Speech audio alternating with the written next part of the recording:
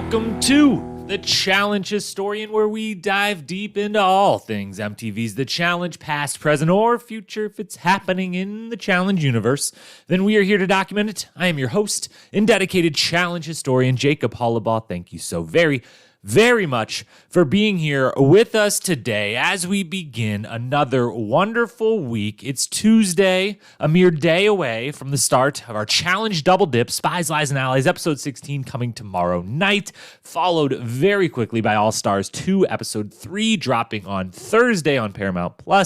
It's another amazing week of 2 seasons at once, and I know that I was one of the folks, maybe the only one, I don't know, out there arguing that maybe they should have spread these 2 seasons out, own the calendar a little more the way they did with Double Agents and All Stars 1. But I've got to admit, in the moment, it's pretty freaking sweet to watch 2 brand new episodes back-to-back days, 2 totally different seasons. So I'm loving it. Now I'm sure, talk to me the day after All Stars 2 ends when we have no challenge. And I'm like, maybe they should have spread it out again. I'll probably go back and forth. But for now, absolutely loving the fact that we're getting 2 seasons at once, 2 new episodes, mere hours apart. And that means we, of course, need to do our weekly preview of both seasons. Now, last week was the first time we did this, and we liked the format. So we're going to go ahead and stick with it for now, at least. And that means we will first discuss the between time, everything that happened, between the episodes airing last week and them about to air this week, some notes from Aftermath, the podcast circuit's general challenge news, all of that good stuff. Then we will tackle Spies, Lies, and Allies first by reviewing last week's episode before previewing what we are hoping for, expecting, and predicting for this coming episode 16, coming down to the wire. Only 3 episodes left of that season. And then right after that, we will do all the same stuff for All Stars. We will review what happened on episode 2, and we will preview what we are hopeful for, expecting, and predicting for episode 3. Now, the only housekeeping note to mention today is that our Spies, Lies, and Allies recap will, for sure, no matter what, be coming Wednesday night as usual. However, there is a small, teeny tiny chance that the All Stars 2 recap comes a day later. So far, those have been coming, Thursday, midday or so. I do plan on getting up first thing Thursday after being up late doing the Spies, Lies, and Allies Wednesday night. Get up first thing Thursday, watching the show, doing the podcast. But given that this Thursday is a holiday, it's Thanksgiving, and your boys got to make sure that turkey is ready to go at the exact time it's needed later in the day, there is a chance that I don't quite get to finish the podcast that morning. And if that happens, then I will post it Friday morning instead of Thursday midday. My goal, though, is to get it done Thursday morning. We will see what time I have available. But either way, as long as you've hit that follow or subscribe button, which, if you haven't done, you could do right now, that'd be a cool thing to do, then you'll know the moment it is posted, whichever day that may be. But the hope is that all pods will come at their scheduled time this week. We will see if the holiday interrupts that in any way at all. All right, that is the only housekeeping note.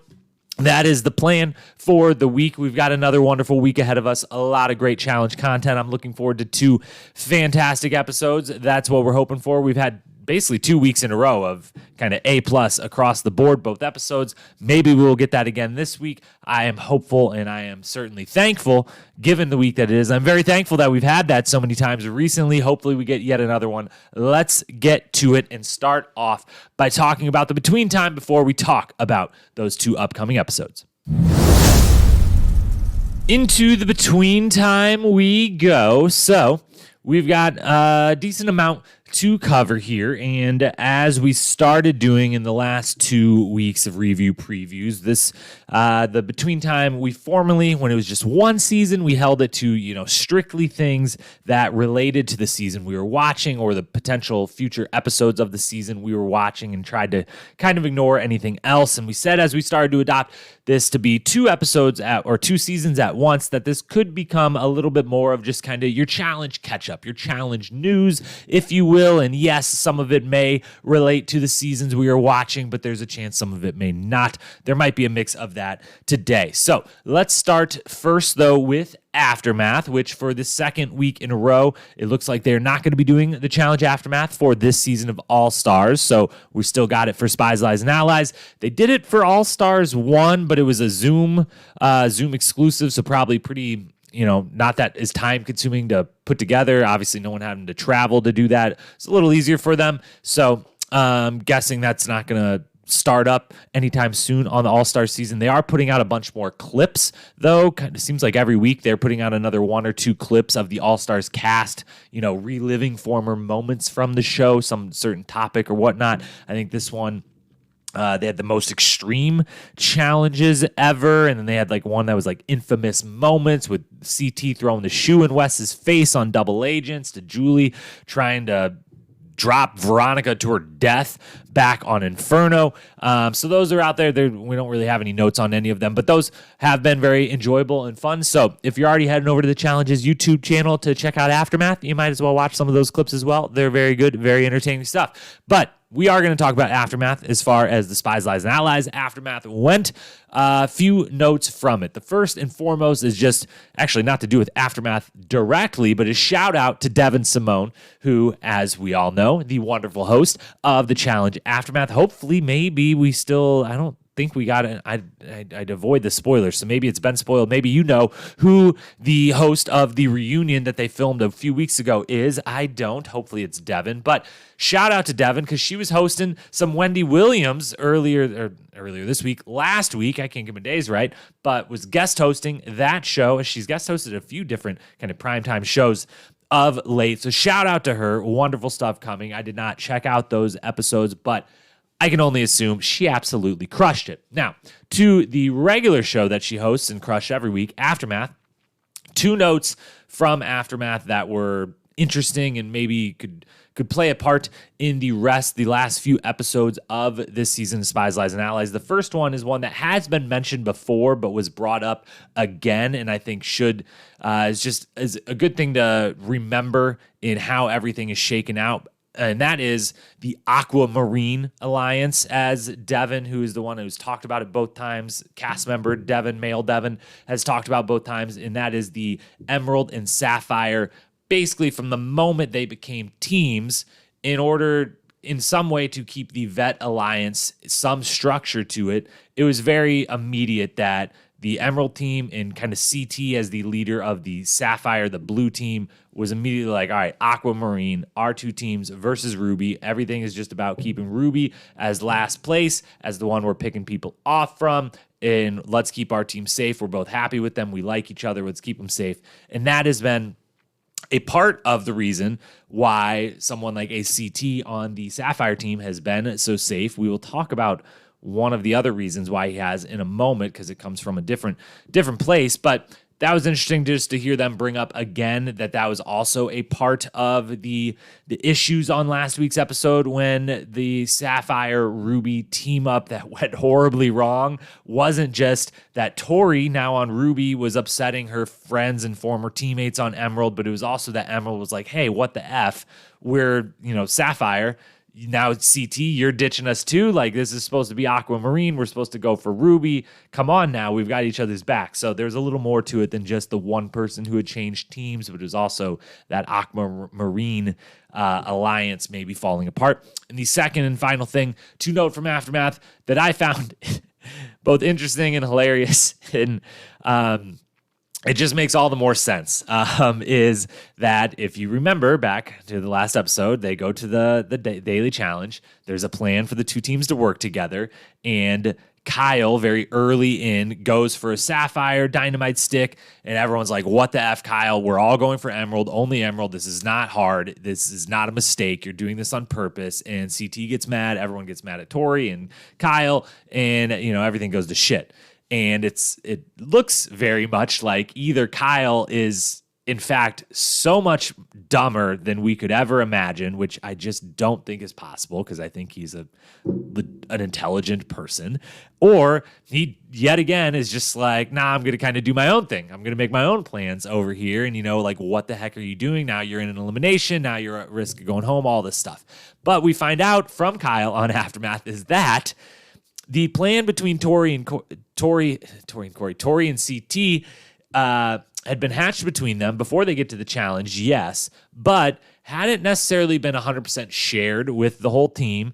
And when it was shared with Kyle, it was first shared with Kyle via Nelson, who said, hey, we're working with Sapphire to, they're going to let us win. Was basically the message he got was Sapphire is going to help us win. And then Kyle said, okay, and tried to get some clarification. And Nelson's clarification was they're going to help us win. Everyone's trying to help us win.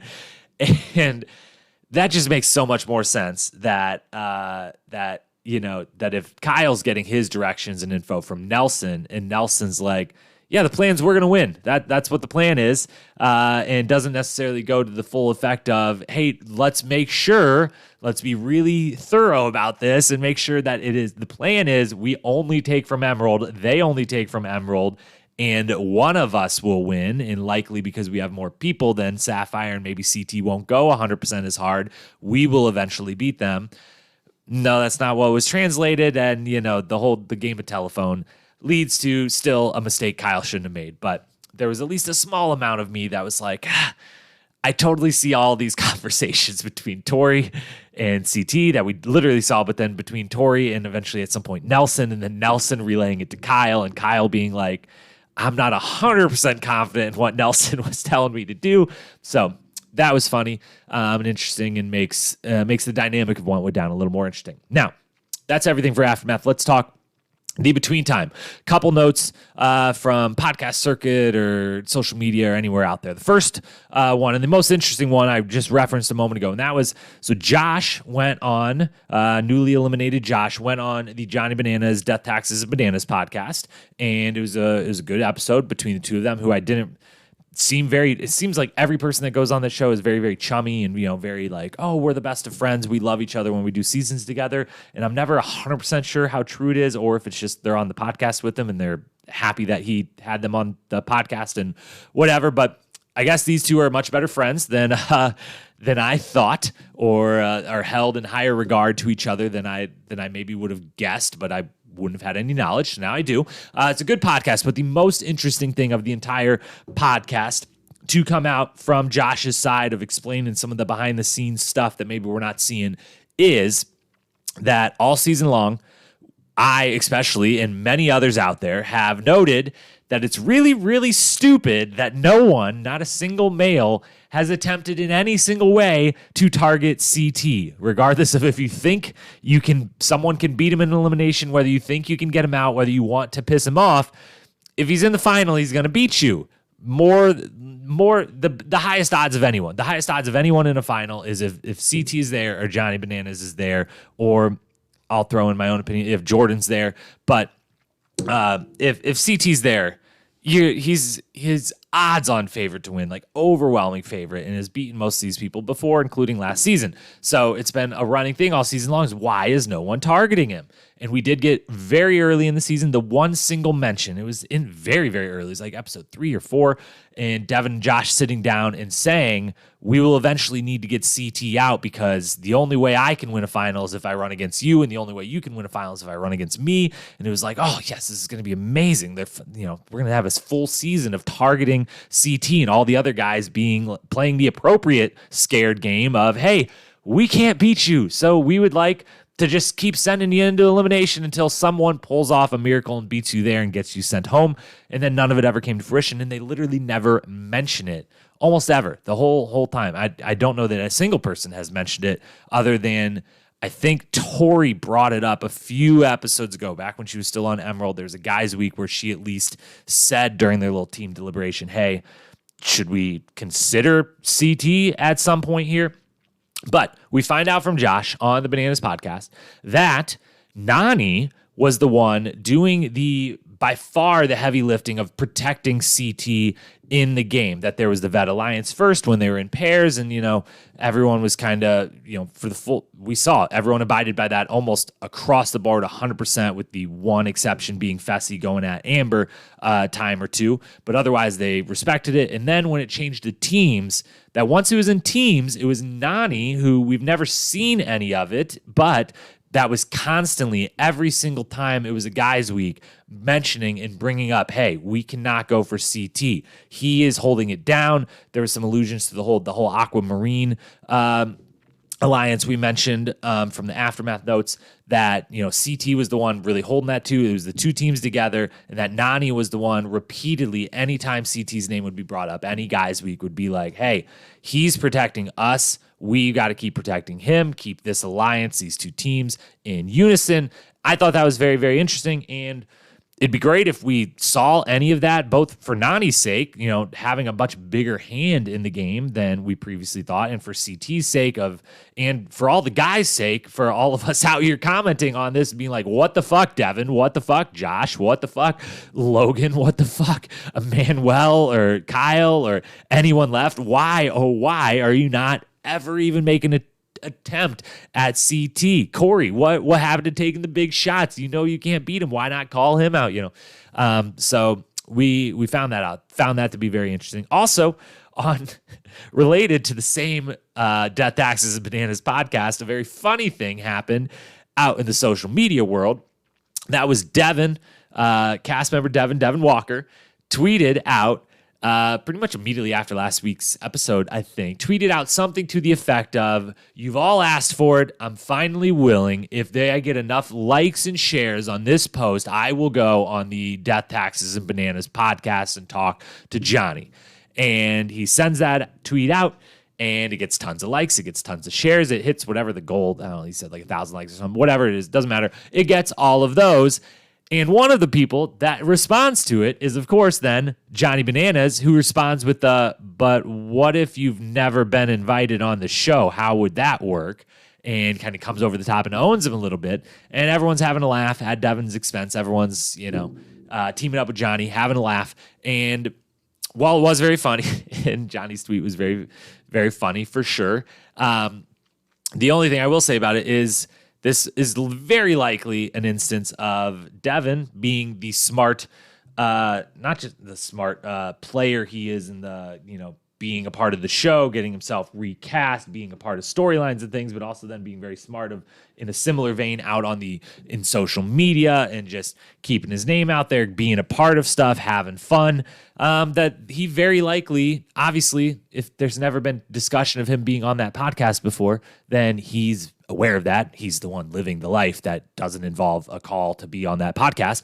But he's also very much smart enough to know, if I set this out, it's going to be a little bit of a thing. If Johnny then responds to it, it's even more of a thing. And now people are talking about me. Even if they're laughing at me, we know he's one that can laugh at himself, and that's totally fine. So hats off to him, because I think this was all premeditated. And now I bet even more so, I bet he ends up on that podcast in a few weeks' time. By the end of this season, the next 3 or 4 episodes while they're still covering it, I bet he ends up on there, because with those two's histories, it would be interesting to hear them chat for a little while on that pod. So that's that. And then the final news related to anything Johnny Bananas related is that apologies to whichever podcast or media outlet it was, but I just saw a clip of it being shared on social media. I did not listen to her.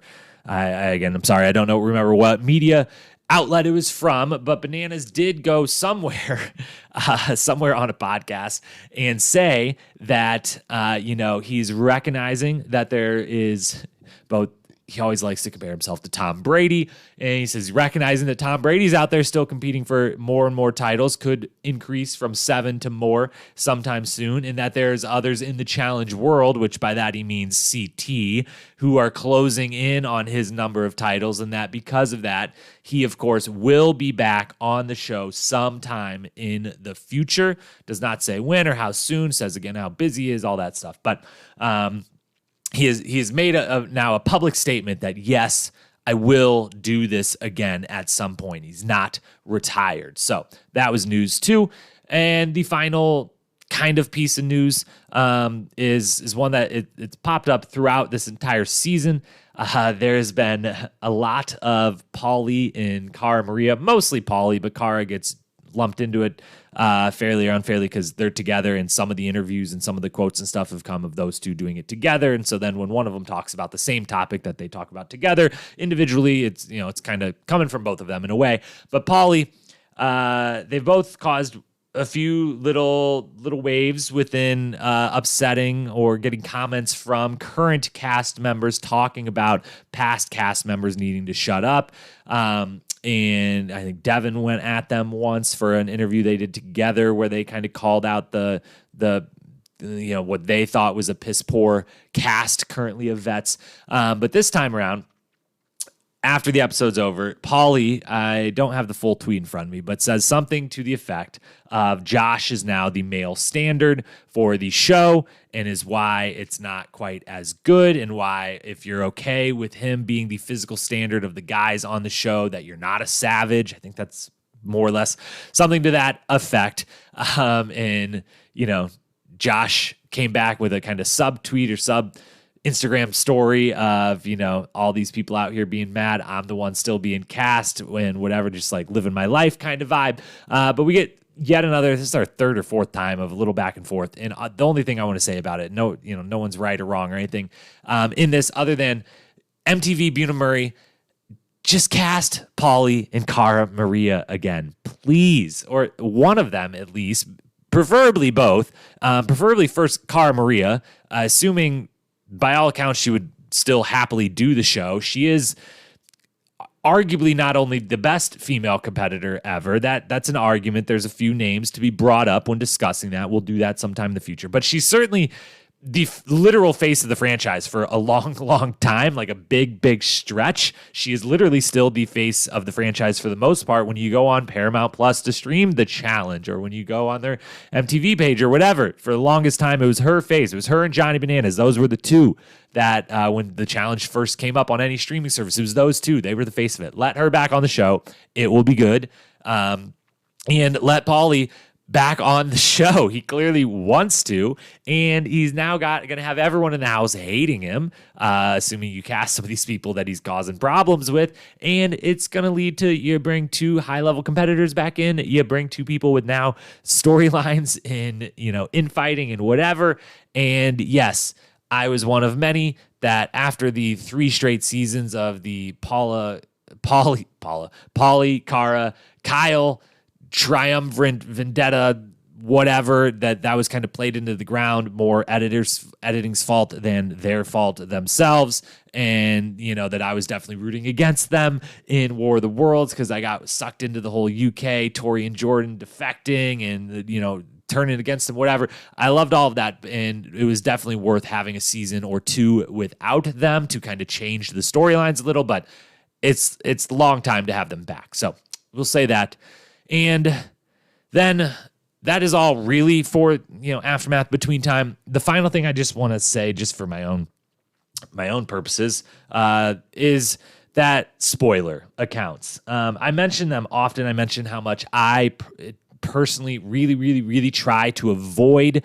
I try to walk the fine line of avoiding actual spoilers while getting any and every bit of information of behind the scenes type stuff on things that have already happened. So, listening to all the podcasts, following a lot of the T accounts that might share, if someone tweeted something and I missed it, or Instagram story or Snapchat or something and I missed it, whatever, walking that fine line of making sure I see everything just short of actual spoilers. And this week, unfortunately, I overstepped that line just briefly in that it is already known, it's already known that All Stars 3 has been filming, and I was fine being aware of that spoiler, just the fact that it's existing, that's totally fine. But it's already over, and it's already over filming, and we already know, because of some of the big spoiler and fan and T accounts out there, we already know every single elimination and who won and every single detail about this season, and they literally just wrapped filming. Now, I do not know all of that information, thankfully, but I unfortunately do know 2 or 3 names that are eliminated very quickly because I came across the thread of all these spoilers as I'm scrolling through some different stuff, and I couldn't help but see the initial ones. And the moment I saw it, I literally closed the app on my phone and was like, damn it. And then I closed the app completely so that when I reopened it, it was at a new place. I went to that account, unfollowed that account, and then closed the app again and reopened so that thread would be completely gone from my timeline.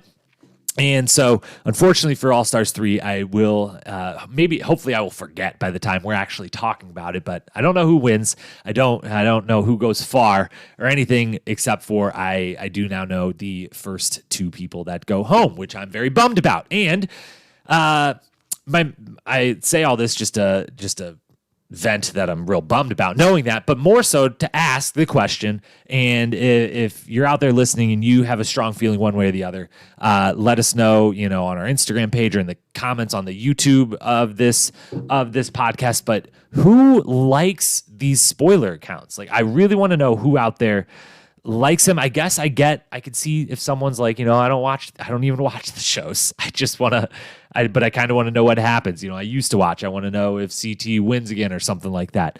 Maybe, sure, but I don't know who likes them so much that they need to exist, that they're these big accounts that have thousands and thousands of followers that are like waiting on edge for this information, why they exist, and more so, who is giving the info, whether it's cast members or production or what, and whoever that person is that's giving the info to these accounts, or is the person that has the info and is behind the accounts or whatever. Maybe someone on production is the one running these or whatever. But what benefit does it have in any way to put this info out there in any way?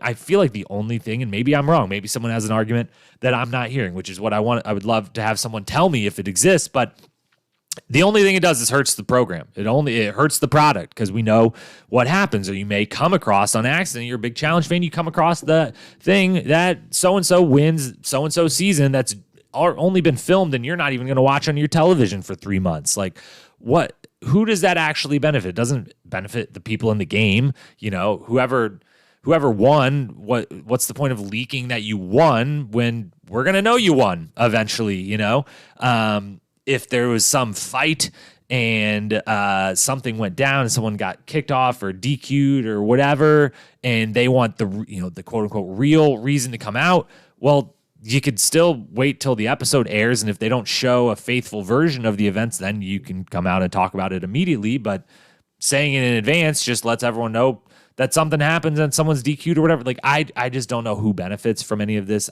The show certainly does not. The accounts themselves, like, I don't feel like these Twitter or Instagram accounts are monetized in any way.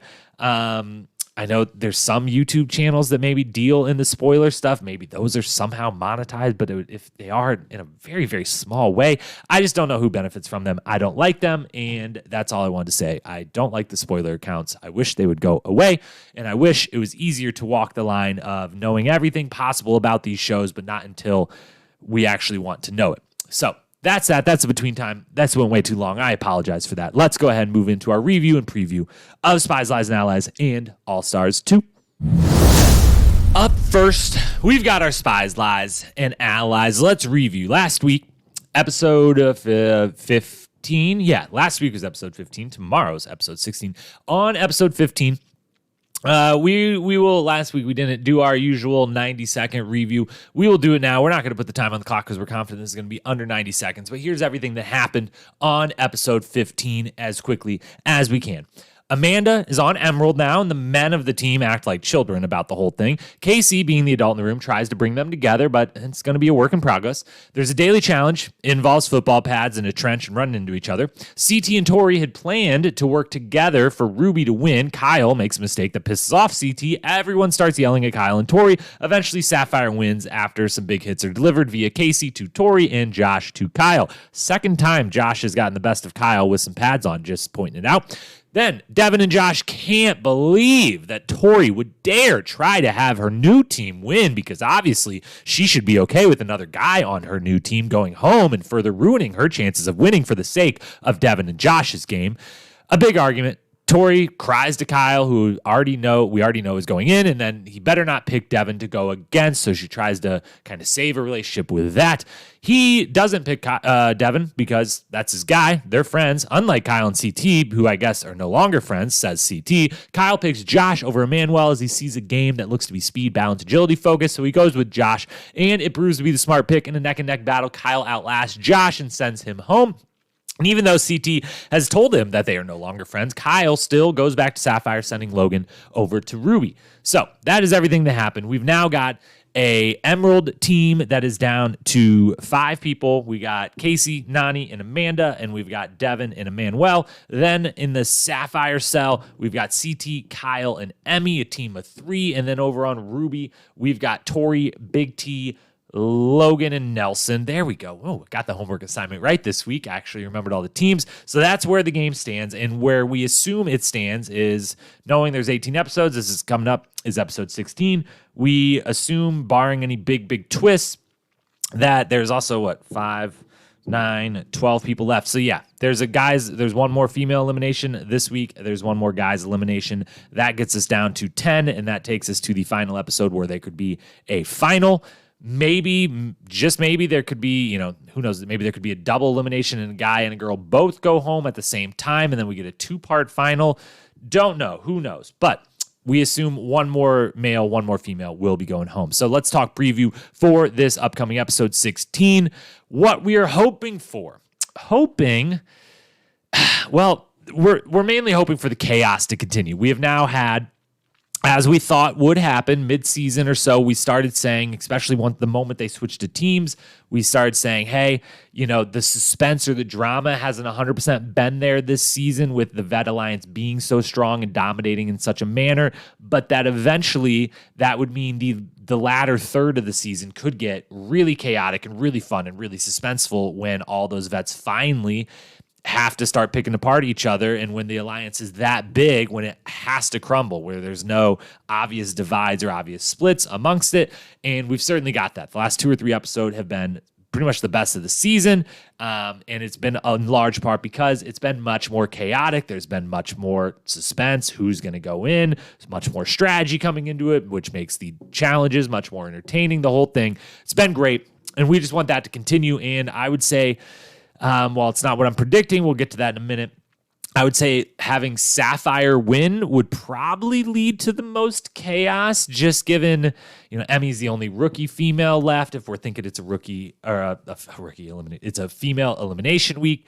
And just keeping Emerald vulnerable and making, maybe if there's ever time, the last possible attempt at Nani or Casey having to sweat out, maybe going into elimination at all, or just having to bring back the, Emerald's now upset with Tori. And if they're both available, does Tori get thrown in and have to maybe pick someone from her old team to go against, or do we get the Amanda Tori?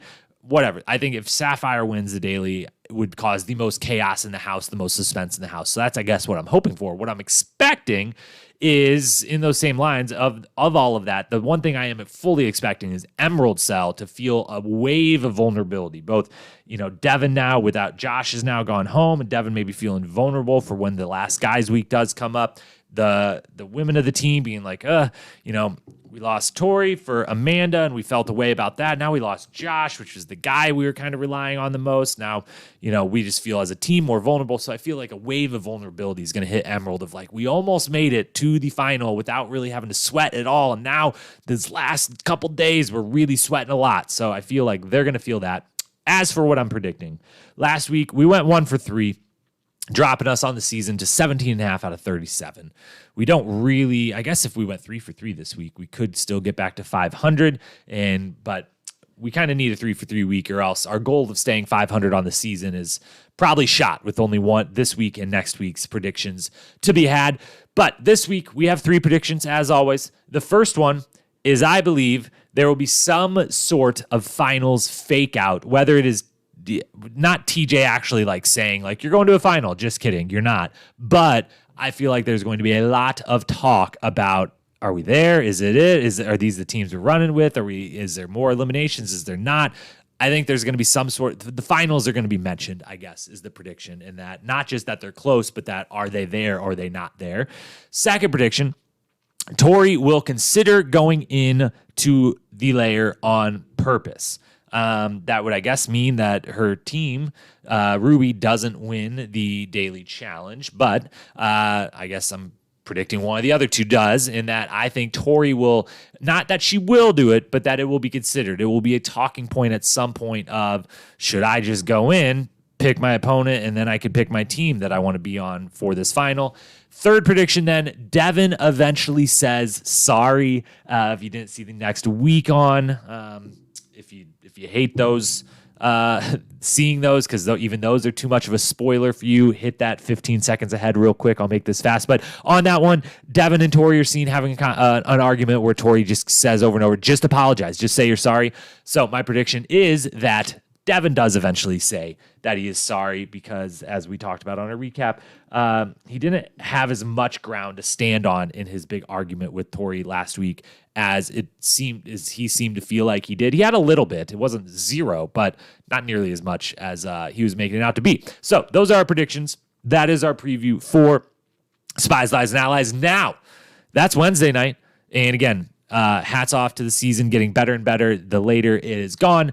Hoping for another A+ wonderful episode. That would be amazing. Now let's talk about All Stars 2, which I guess we didn't double check, but I see no reason why they wouldn't still drop, even though it's a holiday, national holiday or whatever on Thursday. I don't see any reason why they still wouldn't have an episode out. So if somehow that's the case, that's strange. And I'm sorry, and we'll preview it all again next week, but I assume an episode's coming out. And to review what happened last week, here we are. Here we go in 90 seconds or less, but no time on the clock because it's going to be under 90 seconds.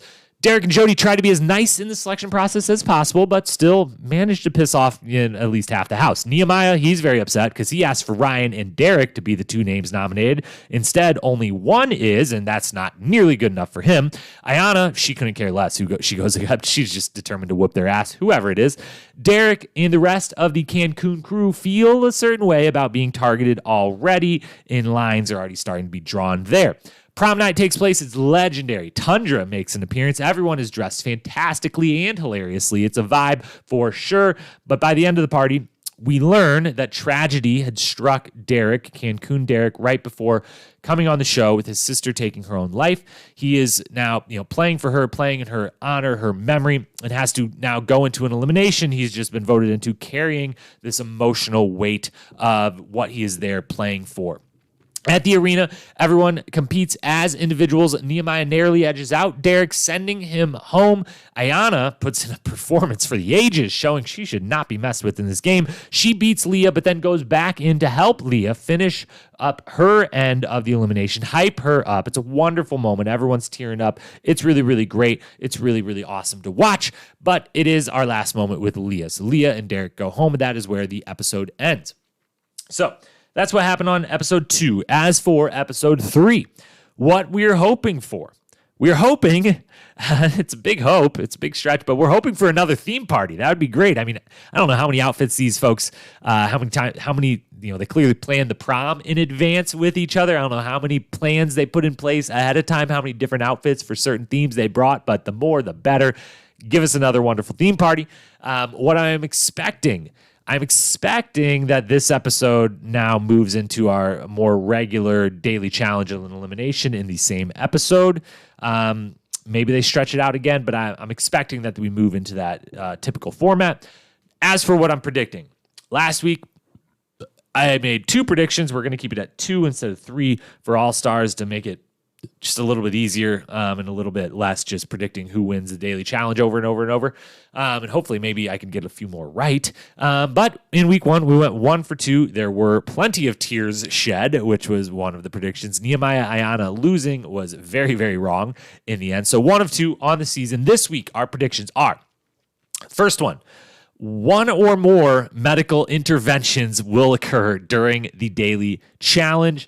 The daily challenge looks to be the one that was kind of the most prominent in the trailer, and then they showed on the next week on. So again, next week on segments are even too spoiler heavy for you. Hit 15 seconds ahead on this podcast real quick, but it's two teams putting together some big puzzle of some sorts. But I'm thinking that after last week's, or the 2 weeks ago, I guess, 2 episodes ago, the first daily challenge where TJ kind of scolds them afterwards of like, can you guys just give me a little more effort? You're supposed to be all-stars here. I think they're going to give so much effort on this one that we're going to start to see the first of what may be many throughout the season of the ambulance having to pull up because someone's dehydrated or someone takes a fall or whatever. I think there's one or more medical interventions during this daily challenge. And prediction number 2 is kind of a 2-part prediction, but we'll keep the part that we're going to score being Brad will be on the winning team this week. I don't know who else will be on that team or whatnot, but I think Brad will be on the winning team, and that there will become a clear divide in the house based on them having to choose 2 teams for the first time. And as TJ said at the beginning, that when they do partners or team challenges, they will get to pick no matter what. And I think that choice, I think there's going to be a very clear and obvious divide immediately between the people that kind of join what will maybe be known as the quote unquote like good team or winning team. And that those that maybe wanted to be on that one and didn't, I think it's going to cause a clear divide in the house of like, oh, these people see themselves as the better players in the game and they're all kind of together. And then this other group's over here.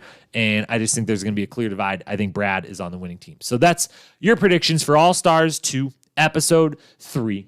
And with that, we've reviewed both shows. We've previewed both shows. We've talked about the between time. We've done it all. We've got the Tuesday review preview in the books. So with that, final notes, just as always, one, thank you so much for being here. The support has been wonderful throughout, and now even more. I was worried that, 3 podcasts a week, 2 seasons at once, are some people going to watch one and not the other and things like that. And it's been amazing both for the shows themselves. The ratings have ticked up and gotten better. And for our podcasts, clearly anyone that's listening is watching both seasons. So good on you. Thank you so much for being here. As always, follow us on Instagram at Challenge Historian if you want to make sure not to miss anything we're doing anywhere in the Challenge universe. And hit that follow, subscribe button wherever you may be listening to this podcast. If you prefer to watch, all of these podcasts are available on YouTube, although then you're just watching me staring at a camera and a computer screen in my office. So don't know how entertaining that is. We got some great bed head hair kind of going today. So who knows? If that's your thing, if you just prefer YouTube over Spotify, Apple, whatever, you can watch it there as well. Challenge Historian, you will find it. With that, thank you so much. Enjoy this wonderful week. I hope there's plenty in your life to be thankful for. There certainly is in mine. I will be celebrating all of that this coming Thursday. Again, hopefully that All-Stars podcast will be out before I do that, but of many, many things I have to be thankful for, one of them is every single one of you out there listening. So thanks for being here. We will talk to you again Wednesday night, Thursday morning, maybe Friday morning. We will see. Until then, peace.